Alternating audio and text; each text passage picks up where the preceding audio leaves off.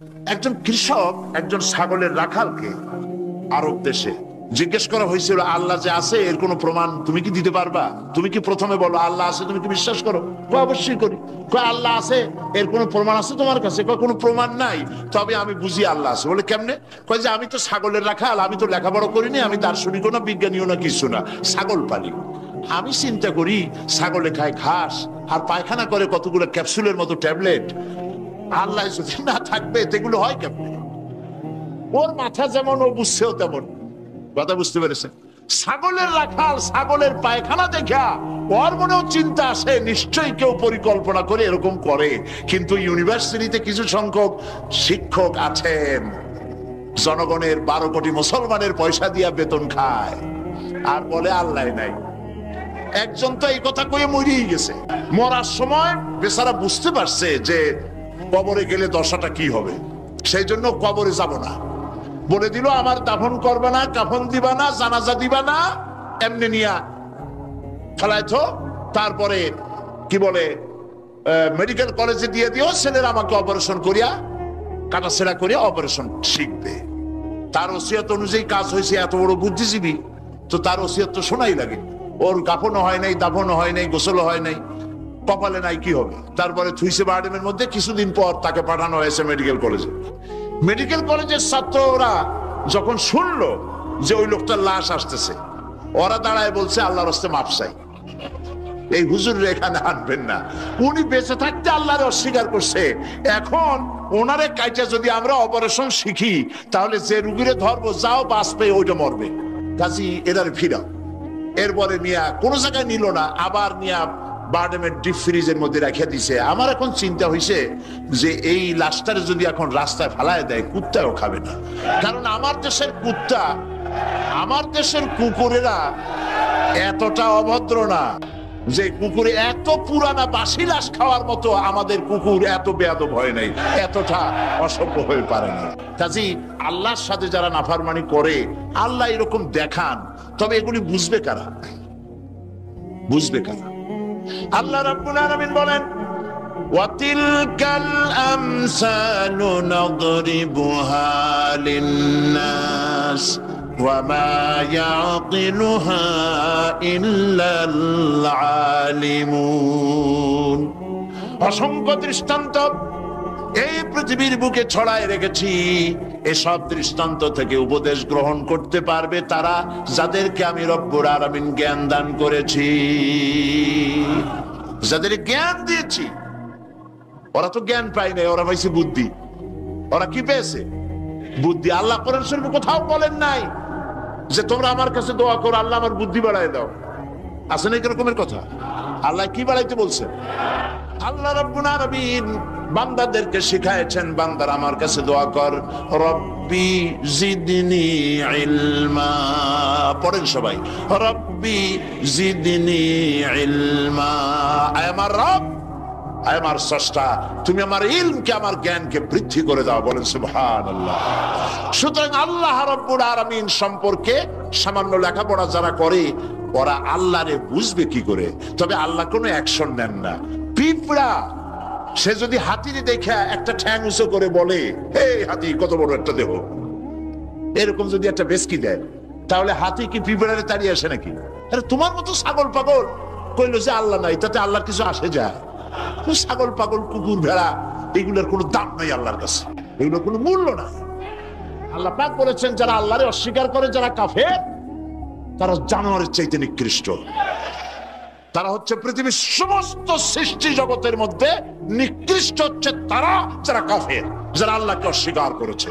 দেখুন কোরআন শরীফে আল্লাহ পাক এক জায়গায় বলেছেন, আমি মানুষ এবং জিনেদের মধ্যে এক শ্রেণীর মানুষ আর জিনকে তৈরি করেছি জাহান্নামের জন্য। জাহান্নামের জন্য তারা তৈরি হয়েছে। কারা? লাহুম কুলুবুন লা ইয়াফকাহুনা বিহা, যাদেরকে অন্তঃকরণ দিয়েছি, এই অন্তঃকরণ দিয়ে সব বুঝলো, এই বিবেক দিয়ে সব বুঝলো, কিন্তু আমারে বুঝলো না, আমার সৃষ্টি বুঝলো না। ওয়ালাহুম আয়ুনুন লা ইউবসিরুনা বিহা, তাদের চোখ দিছি কিন্তু চোখ দিয়ে সব দেখলো, আমার সৃষ্টি দেখে আমাকে চিনলো না। তাদের কান দিলাম এ কান দিয়া সব শুনলো, কিন্তু মজলুম দুর্বলের ফরিয়াদ তাদের কানের মধ্যে ঢুকলো না। উলাইকা কাল আনআম, আল্লাহ পাক বলেন এগুলি হলো চতুষ্পদ। কি কোন আপনারা বলেন কি? জানোয়ার। কে বলতেছেন? আপনারা কি রাগ করতেছেন নাকি? আর রাগ করলে হবেটা কি? সৃষ্টি যিনি করেছেন, এই পদবাচ্যে বিশেষিত বিবেচিত করেছেন সেই আল্লাহ। আল্লাহ পাকই বলছেন বিবেক দিলাম, আমাকে চিনলে না, চোখ দিলাম, আমার সৃষ্টি দেখে আমাকে উপলব্ধি করলে না, হেদায়েত পেলে না, কান দিলাম, হক শুনলে না, উলাইকা কাল আনআম, মালিক চেনো নাই, কাজী তুমি হচ্ছ চতুষ্পদ জানোয়ারের মতো। এ পর্যন্ত বললে না হয় হতো, কিন্তু আল্লাহ আর একটু আগায় গেলেন। আল্লাহ পাক সামনে গিয়ে বললেন বাল হোক আদাল, জানোয়ারের চাইতে নিকৃষ্ট। কোরআন, কোরআন হচ্ছে বিশ্ববাসীর জন্য আল্লাহ পাকের পক্ষ থেকে সর্বশেষ হেদায়েতের কিতাব। এবং এই কোরআন পৃথিবীতে শুধু মুসলমানদের জন্য কোরআন আসেনি, কোরআন এসেছে সমগ্র মানব গোষ্ঠীর হেদায়েতের জন্য। কি বলেন? কোরআন কি শুধু মুসলমানদের?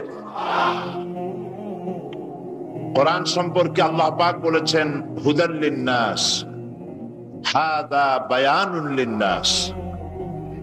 এটা গোটা বিশ্বের সমগ্র মানব গোষ্ঠীর জন্য আল্লাহ পাক কোরআন নাজিল করেছেন। কি জন্য নাজিল করার কারণ হচ্ছে মানব গোষ্ঠী সহ সমস্ত সৃষ্টির স্রষ্টাকে, বলুন সবাই, সৃষ্টি মধ্যে শ্রেষ্ঠ সৃষ্টিকে মানুষ, সেই মানব গোষ্ঠী যেন আল্লাহ থেকে বিচ্ছিন্ন হয়ে না যায়।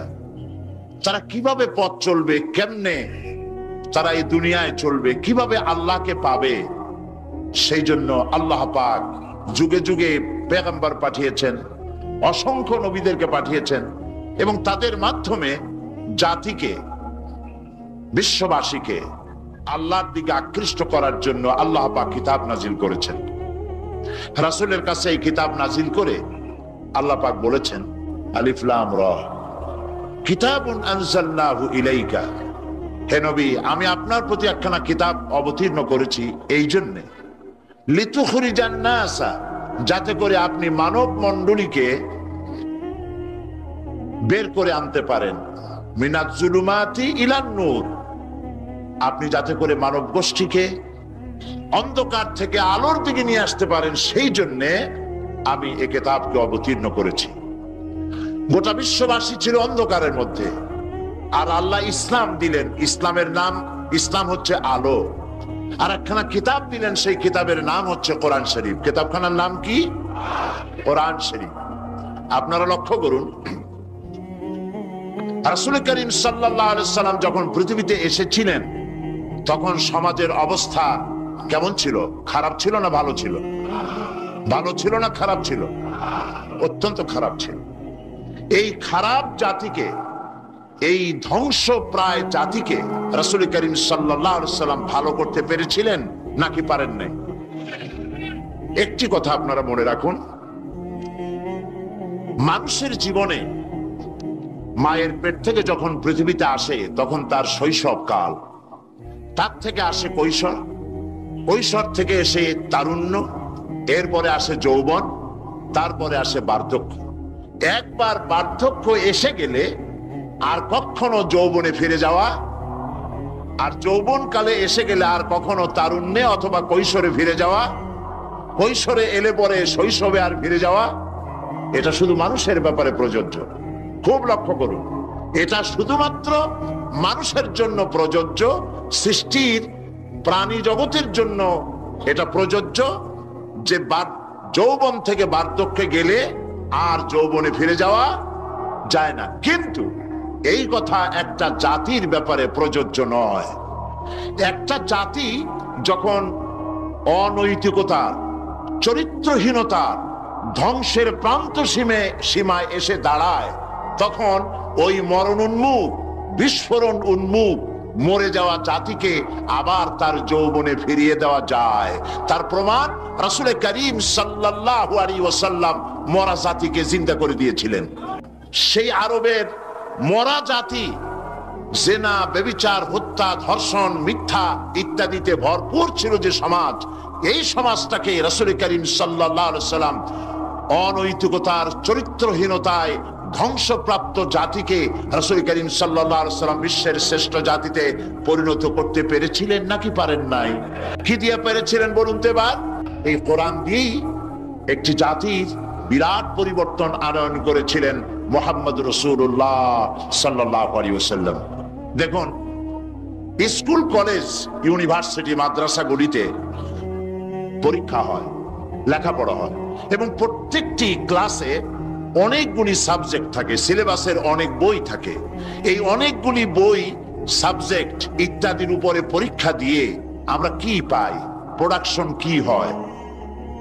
চরিত্রহীন, দুশ্চরিত্র, বেনামাজি, হত্যা, ধর্ষণ, চুরি, ডাকাতি ইত্যাদি বৃদ্ধিপ্রাপ্ত হচ্ছে সারা বিশ্বব্যাপী, ঠিক কিনা? এবার দৃশ্যের অপর পৃষ্ঠ দেখুন, রাসূল করিম সাল্লাল্লাহু আলাইহি ওয়াসাল্লামের কাছে একটা বিশ্ববিদ্যালয় ছিল। আজকে যেমন পৃথিবীতে অনেক বিশ্ববিদ্যালয় আছে, রাসূলের কাছেও একটা ইউনিভার্সিটি ছিল। সেই ইউনিভার্সিটির নাম হলো আল হেরা ইউনিভার্সিটি। এই আল হেরা ইউনিভার্সিটির চ্যান্সেলর ছিলেন আল্লাহ রাব্বুল আলামিন, আর এর ভাইস চ্যান্সেলর হলেন মুহাম্মদুর রাসূলুল্লাহ সাল্লাল্লাহু আলাইহি ওয়াসাল্লাম। এই বিশ্ববিদ্যালয়ে যে সব ছাত্ররা তৈরি হয়েছিলেন, সেই সব ছাত্রদেরকে আপনারা কি চেনেন?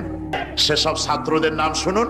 এই বিশ্ববিদ্যালয় থেকে যে সব ছাত্ররা বেরোলেন, তারা হলেন আবু বকর, ওমর, ওসমান, আলী, আমর ইবনুল আস, আব্দুর রহমান বিন আউফ, আবু উবাইদা ইবনুল জাররাহ, জুবাইর ইবনুল আওয়াম, জারির ইবনে বাজালি, আবু মুসা আশআরী, আবু হুরায়রা, আবু জাফর গিফারি, আবু যার গিফারি রিদওয়ানুল্লাহ তাআলা আলাইহিম আজমাইন। এই সব ছাত্র ওই বিশ্ববিদ্যালয় থেকে তৈরি হয়েছিল। আজ যদি পৃথিবীর সমস্ত বিশ্ববিদ্যালয় একত্রিত হয়ে প্রচেষ্টা চালায়, হযরত ওমরের মতো একজন মানুষ বানাতে পারবে কি? তাহলে রাসূল করিম সাল্লাল্লাহু আলাইহি ওয়াসাল্লাম তার ওই বিশ্ববিদ্যালয়ের সিলেবাসে বই ছিল মাত্র 2খানা। রাসূলের বিশ্ববিদ্যালয় সিলেবাসের কিতাব ছিল কয়খান? একখানা হলো কোরআন শরীফ, আর একখানার নাম আপনারা বলুন। মাশাআল্লাহ, একখানা হলো কোরআন, আর একখানার নাম হাদিস। কোরআন আর হাদিস দিয়ে রাসূল করিম সাল্লাল্লাহু আলাইহি ওয়াসাল্লাম সিলেবাসের মাত্র 2খানা বই দিয়ে গোটা বিশ্বের মানব মণ্ডলীর বিরাট তাদের মস্তিষ্ক এবং চিন্তার জগতে আলোড়ন সৃষ্টি করেছিলেন। রাসূল যে সমাজ তৈরি করেছিলেন, ওই সমাজ পৃথিবীর মানুষের কাছে আর ফিরে আসে নাই। তবে হ্যাঁ, আসতে পারে, যেহেতু সিলেবাসের সে 2খানা কিতাব আজও আছে। না নাই? রাসূলুল্লাহ বলেছেন, খায়রুল কুরুনে কারনি, সর্বশ্রেষ্ঠ যুগ হচ্ছে আমার যুগ। সর্বশ্রেষ্ঠ যুগ কার? রাসূলের যুগ। কেউ যদি প্রশ্ন করে যে কোরআনের মূল টার্গেট কি, কি জিনিসের দাওয়াত মানুষের সামনে কোরআন পেশ করেছে, তাহলে বলতে হয় যে দাওয়াতটা দিয়েছে সর্বপ্রথম, সে দাওয়াতের নাম হচ্ছে ঈমান। তো আমি এখন যে জিস্ট সাংবাদিক ভাইদের জন্য বলতে চাই, সেটা হলো এই যে মুমিন ব্যক্তির নিকট ইসলামের সর্বপ্রথম দাবি হচ্ছে ঈমান। আর এই ঈমান আল্লাহ এবং তার রাসূলের পেশকৃত কতগুলি বিষয়ের প্রতি নিঃশর্ত বিশ্বাসের নাম হচ্ছে ঈমান। শুধু নামাজ, রোজা এবং উমরা পালনের মাধ্যমে ঈমানের দাবি পূরণ হয় না। জীবনের সকল দিক এবং বিভাগে আল্লাহ এবং রাসূলের পূর্ণাঙ্গ নিঃশর্ত আনুগত্যই ঈমানের দাবি। এর বিপরীত আচরণের নাম মুনাফিকি বা কুফরি। আমাদের দেশে দুর্ভাগ্যজনকভাবে, অত্যন্ত দুর্ভাগ্যজনকভাবে রাষ্ট্রীয় পৃষ্ঠপোষকতায় ঈমানের বিপরীত কার্যক্রম শুরু হয়েছে। যেমন আগুনকে সম্মান প্রদর্শন করা, ভাস্কর্যের নামে যত্রতত্র মূর্তি নির্মাণ করা, মানুষের প্রতিকৃতি ছবি স্থাপন এবং তাতে মাল্যদান করে মাথা নিচু করে সম্মান প্রদর্শন করা, কপালে তিলক পরা, হিন্দুয়ানি কায়দায় বর্ষবরণ করা, বসন্ত মেলা, পৌষ মেলা, ভালোবাসা দিবসের নামে বেহায়াপনা, মঙ্গল প্রদীপ জ্বালানো ইত্যাদি বাঙালি সংস্কৃতির নামে যা কিছুই করা হচ্ছে তার অধিকাংশই দ্বীন এবং ঈমানের সাথে আদৌ সঙ্গতিপূর্ণ নয়। আমরা লক্ষ্য করেছি দেশে যেটা হচ্ছে সেটা হচ্ছে হজ এবং উমরার নামে আমাদের নেতৃবৃন্দ এবং সরকারের উচ্চ পর্যায়ের ব্যক্তিবর্গ হজ এবং উমরার নামে মক্কা মদিনা গমন করেন, কিন্তু দাদা বাবুদেরকে খুশি করার জন্য গয়া, কাশী বা শান্তিনিকেতন থেকে সংস্কৃতি আমদানি করেন। এটা আর যাই হোক, এর নাম মুসলমানই নয়, এর নাম হচ্ছে সুস্পষ্ট মুনাফিকি। এখন অবস্থা দৃষ্টে যা আমরা দেখতে পাচ্ছি তা হলো এই, ধর্মনিরপেক্ষতার নামে ইসলামের ইতিহাস, ঐতিহ্য, সংস্কৃতি চিরতরে মুছে ফেলার জন্য মারাত্মক ষড়যন্ত্র চলছে। আরেকটি বিষয় হলো দেশে জনগণের নিকট তাওহীদের ধারণা স্পষ্ট না থাকার কারণে শিরক আর বেদাত মারাত্মক আকার ধারণ করেছে। সওয়াবের নিয়তেই লোকেরা অজ্ঞতাবশত শিরক করছে, পীর পূজা, মাজার পূজা, আস্তানা পূজা করে মানুষ তাদের ঈমান নষ্ট করছে। অন্যদিকে সাধারণ মানুষের অজ্ঞতার সুযোগ নিয়ে স্বার্থান্বেষী মতলববাজ কিছু লোক নিজেদেরকে অলি সম্রাট, সুফি সম্রাট, হুসনাক সম্রাট ইত্যাদি দাবি করে ইসলামের বিকৃত ব্যাখ্যা দিয়ে জনগণকে বিভ্রান্ত করছে। তাসাউফের মতো মহান এবং পবিত্র বিষয়টিকে ব্যবসার হাতিয়ার বানিয়ে ওরস শরীফ, গোসল শরীফ, নরস শরীফ, খসরস শরীফ এর নামে কুল্লু শরীফ করে মুসলমানদেরকে বিভ্রান্ত করছে। এমত অবস্থায় প্রত্যেক মুসলমান নরনারীকে ইসলামের সর্বপ্রধান এবং সর্বপ্রথম দাবি ঈমানকে কোরআন এবং হাদিসের আলোকে বুঝে নিতে হবে এবং এর দাবি পঙ্খু রূপে মুসলমানদের মেনে চলতে হবে। এই হলো আজকের বক্তৃতার সারাংশ আমি সাংবাদিক ভাইদের জন্য তুলে ধরলাম।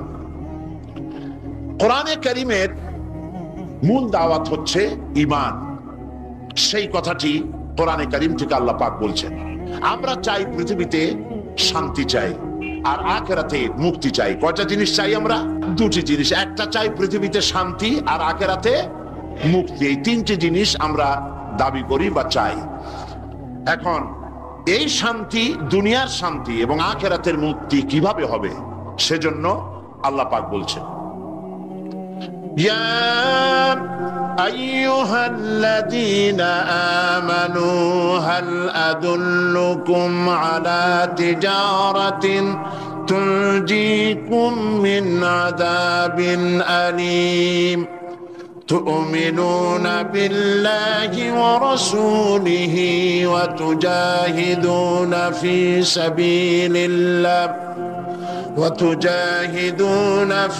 سبيل الله بأموالكم وأنفسكم ذلكم خير لكم إن كنتم تعلمون صدق الله العظيم।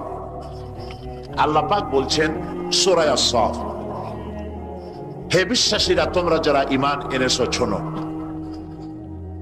আমি কি তোমাদেরকে এমন একটা ব্যবসার কথা বলবো না যে ব্যবসায় তোমাদেরকে জাহান্নামের কঠিন পীড়াদায়ক শাস্তি থেকে রক্ষা করবে? এমন একটি ব্যবসার কথা আমি কি তোমাদেরকে বলবো না? তার মানে হচ্ছে অবশ্যই আমি তোমাদেরকে এরকম একটি ব্যবসার কথা বলবো। সুবহানাল্লাহ বলেন। কিভাবে চললে পরে জাহান্নাম থেকে মুক্তি পাওয়া যাবে সে কথাটি আল্লাহ পাক গোপন রাখেননি, ওপেন সিক্রেট। তিনি তো বান্দাদেরকে এজন্য সৃষ্টি করেন নাই যে বান্দাগুলি তিনি সব জাহান্নামে দিবেন। তিনি তৈরি করেছেন মানুষকে হেদায়েত যেন তারা পায়, সেই জন্য আল্লাহ পাক তাকে জ্ঞান দিয়েছেন, নবী দিয়েছেন, কিতাব দিয়েছেন। আল্লাহ পাক বলছেন আমি অবশ্যই এমন একটা ব্যবসার কথা তোমাদেরকে বলবো।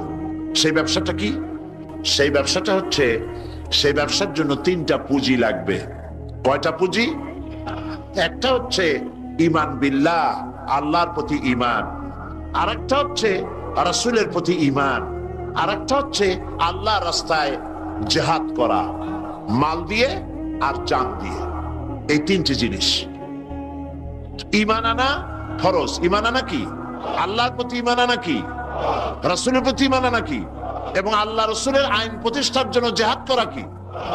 তিনটি জিনিসকে আল্লাহ পাক ফরজ করে দিয়েছেন। কে ফরজ করেছেন? আসুন ধীরে ধীরে আমরা এই তিনটি বিষয় আলোচনা করি। ব্যবসার কথাটা আল্লাহ বললেন কেন? ব্যবসার কথাটা এই জন্য বলেছেন, এর মধ্যে দুটি কারণ আছে। একটা কারণ হলো এই যে মানুষেরা ব্যবসাটা বোঝে খুব ভালো, ব্যবসার দিকে মানুষের মনটা খুব আকৃষ্ট থাকে। অল্প কাজ করে যদি বেশি মুনাফা পাওয়া যায়, মিনিমাম লেবার ম্যাক্সিমাম প্রফিট, মানুষ দেখবেন লাফায় পড়বে সেই কাজের জন্য। মৌলানা এহতেশামুল হক থানভী রহমতুল্লাহ আলাইহি তার এক ওয়াজের মধ্যে বলেছেন, আমি শুনেছিলাম, তিনি বলেছেন কিয়ামতের দিন, এটা রূপক কথা, কোরআন হাদিস নয়, কিয়ামতের দিন এক ব্যক্তিকে উপস্থিত করা হবে, তাকে ফেরেশতারা জিজ্ঞেস করবে যে আল্লাহর বান্দা, তোমার তো নেক এবং পুণ্য, পুণ্য এবং পাপ, নেক এবং বদ দুটি জিনিসই সমান সমান। এখন বলো তুমি কোথায় যাবা? তুমি কি বেহেশতে যাবা না তুমি দোজখে যাবা? লোকটি বলছে, সেই লোকটি ছিল খুব বড় ব্যবসায়ী, সে বলছে ফেরেশতা ভাই, আমি দোজখও চিনি না বেহেশতও চিনি না, যেখানে গেলে আমার 2 পয়সা লাভ হবে সেইখানে আমি তোমায় আমারে পাঠাও। এর দ্বারা বোঝা যায় যে মানুষেরা ব্যবসার দিকে খুব বেশি আকৃষ্ট থাকে। যদি লস হয় দারুণ ভাবে মন খারাপ করে, একেবারে যায় যায় অবস্থা হয়ে যায়। এই জন্য ব্যবসার কথা আল্লাহ তুলে ধরলেন যাতে করে মানুষের মনটা ব্যবসার কথা শুনে আকৃষ্ট হয়। এ হলো এক। 2 নম্বরে, ব্যবসা করতে শুধুমাত্র পুঁজি লাগে না, আরো অনেক কিছু লাগে। শুধু পুঁজি হলে কি ব্যবসা হয়? যদি শুধু পুঁজিতে ব্যবসা হয় তাহলে আপনারা চেষ্টা করেন না, 10 লাখ টাকা নিয়ে নামেন, ব্যবসা সম্পর্কে কোনো জ্ঞান নাই, ব্যবসার কিছু জিনিসপত্র কিনে নিয়ে 10 লাখ টাকা বা 20 লাখ টাকার পুঁজি নিয়ে বসেন, 1 মাসও লাগবে না আপনার দোকানে লাল বাতি কয়েকটা জ্বলার জন্য, ঠিক কিনা? তাহলে ব্যবসা করার জন্য শুধু পুঁজি যথেষ্ট নয়, পুঁজির সাথে সাথে ব্যবসার জ্ঞান থাকতে হবে, ঠিক কিনা? অভিজ্ঞতা থাকতে হবে, জ্ঞান থাকতে হবে। এবং ব্যবসায় পুঁজি খাটাইয়া জ্ঞান নিয়ে বসে থাকলে হবে না, শ্রম দিতে হবে, লেবার দিতে হবে, রাত জাগতে হবে, চেষ্টা করতে হবে। দেশ বিদেশের ওই মালের, যে মালের ব্যবসা আপনি করেন তার দাম কোথায়, কেমন, কোথা থেকে কিনলে লাভ, আপনি এখানে বিক্রি করলে লাভ বেশি হবে, এই সব ব্যাপারে চিন্তা ভাবনা করতে হবে, শ্রম দিতে হবে, মেধা দিতে হবে, রাত জাগতে হবে, দৌড়দৌড়ি করতে হবে। এত কিছু করার পরে তারপরে ব্যবসা হওয়ার সম্ভাবনা আছে, তবে লসের সম্ভাবনাও উড়ায় দেওয়া যায় না।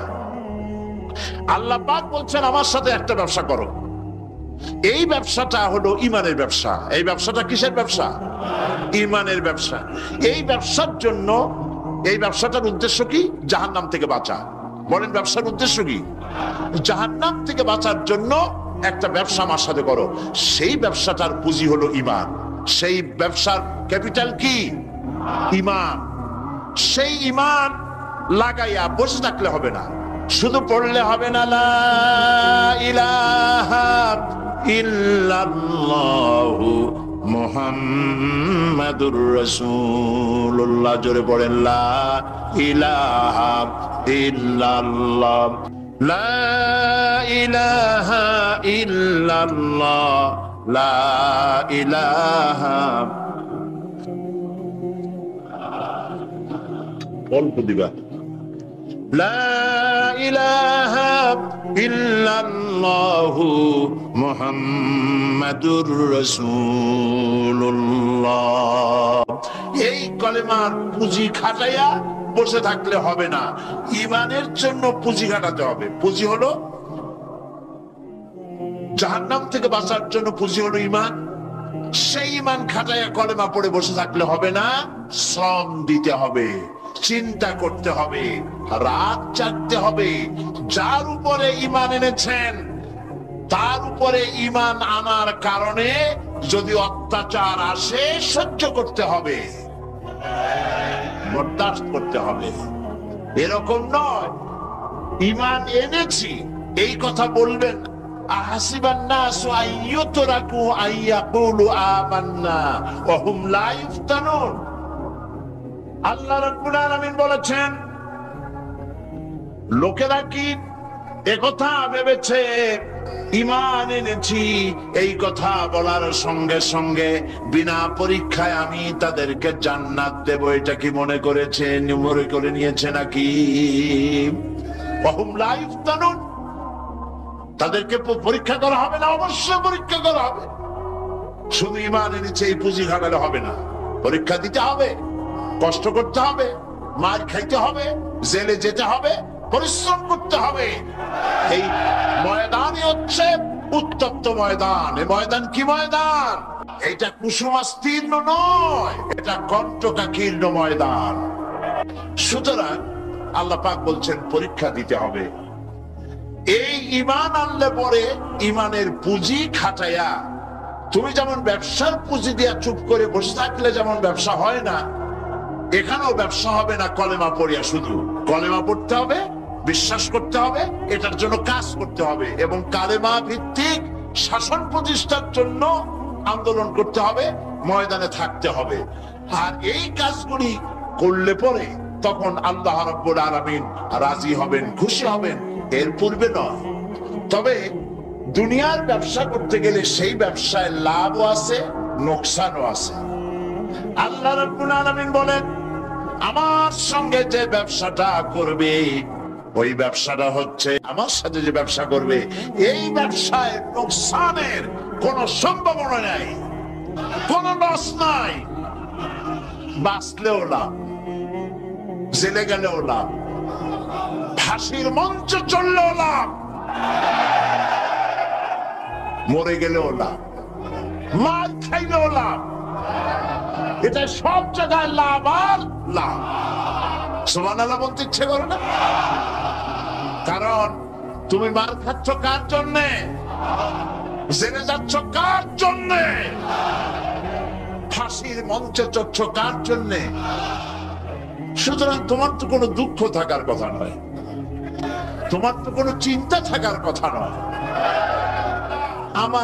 আমাকে তো আমার আল্লাহ শিখেই দিছেন কি, কুল ইন্না সালাতি ওয়া নুসুকি ওয়া মাহইয়ায়া ওয়া মামাতি লিল্লাহি রাব্বিল আলামিন। পড়েন আমার সাথে। আল্লাহ পাক বলেন, বলো নিশ্চয়ই আমার নামাজ, আমার কুরবানি, আমার হায়াত, আমার মওত সবকিছু আল্লাহ রাব্বুল আলামিনের জন্য। কার জন্য? তাহলে মুমিনের কি কোনো দুঃখ থাকার কথা, কোনো কষ্ট থাকার কথা? নিশ্চয়ই নয়। মুমিন সর্বাবস্থায় আল্লাহর উপরে রাজি থাকবে, খাইরিহি ওয়া শাররিহি মিনাল্লাহি তাআলা। আমার উপরে যদি কোনো বিপদ আসে অথবা আমার যদি কোনো সুখ আসে, সবকিছু কার পক্ষ থেকে? হয়রান হওয়ার, পেরেশান হওয়ার কোনো কারণ নাই। আমার জন্য যা হয় তার মধ্যে কল্যাণ আছে। আমি বুঝি না কল্যাণটা কত দূরে, তবে কল্যাণ হবেই হবে ইনশাআল্লাহ। আল্লাহ পাক বলছেন, শোনো, আল্লাহর উপরে ঈমান আনতে হবে। তুমিনুনা বিল্লাহ। আমরা কি জাহান্নাম থেকে বাঁচতে চাই? তাহলে আল্লাহ পাক বলছেন আমার উপর ঈমান আনো। এখন আল্লাহর উপর ঈমান আনার জন্য 4টি শর্ত আছে। কয়টি শর্ত? মুখস্থ করেন। আল্লাহর উপর ঈমান আনার জন্য 4টি শর্ত। 1 নম্বরের শর্ত হচ্ছে আল্লাহ পাক আছেন, এটা বিশ্বাস করতে হবে। অনেক মুমিনও অনেক সময় প্রশ্ন করে বসে বিপদ দেখে, আল্লাহ কি আছে?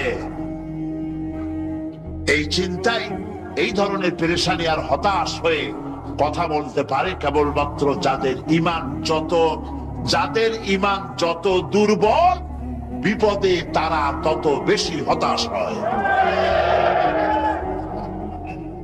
আর ঈমান যত সবল, সে জানে যে আল্লাহ পাকের ফয়সালার অতিরিক্ত কিচ্ছু হবে না।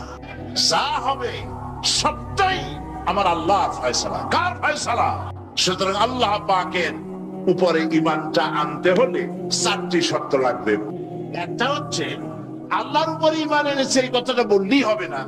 ঈমান এনেছি চারটি শর্ত লাগবে। প্রথম হচ্ছে আল্লাহ আছেন, এটা স্বীকার করতে হবে, বিশ্বাস করতে হবে। 2 নম্বরে আল্লাহর গুণাবলী সহ আল্লাহকে বিশ্বাস করতে হবে। 3 নম্বরে আল্লাহর ক্ষমতাটাকে স্বীকার এবং বিশ্বাস করতে হবে। 4 নম্বরে আল্লাহ পাকের আদেশ এবং নিষেধ এর উপরে বিশ্বাস করতে হবে। আসুন একটা একটা করে আলোচনা করি। 1 নম্বরে আল্লাহ আছেন। আমার মনে হয় এই ব্যাপারে বক্তৃতা করার কোনো দরকার নাই, কারণ আল্লাহ নাই এই চিন্তা যারা করে তাদের এই মাহফিলে এসে বসার কোনো জরুরত নেই, ঠিক কিনা? তা আমি ধরে নিতে পারি যে যারা আসছেন, বসে আছেন, দাঁড়ায় আছেন, সব আল্লাহরে বিশ্বাস করে। সুবহানাল্লাহ।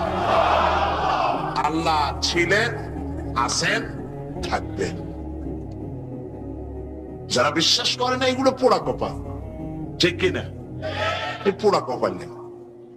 তবে আমি যদ্দূর লেখাপড়া করেছি, যদ্দূর আমি পড়াশোনা করেছি, তাতে আমি দেখেছি আল্লাহ সম্পর্কে সন্দেহ পোষণ কোনো কৃষক করে না, কোনো রিক্সাওয়ালা করে না, কোনো কুলি মজুর করে না, কোনো চিলেবাদাম বিক্রেতা করে না, কোনো মাঝিরা, নৌকার মাঝিরা করে না, সাধারণ মানুষেরা করে না।